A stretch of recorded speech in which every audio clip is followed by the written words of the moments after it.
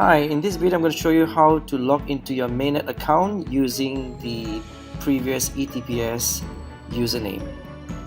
So click on Etps user,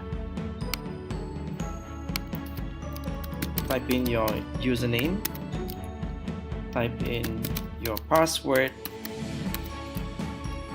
and your admin code.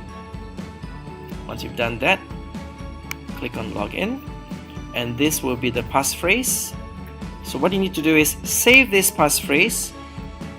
I'm going to copy that. Alright, I'm going to save that here. Click on that, it'll be inside here. I'm going to label that as well. So that's the one.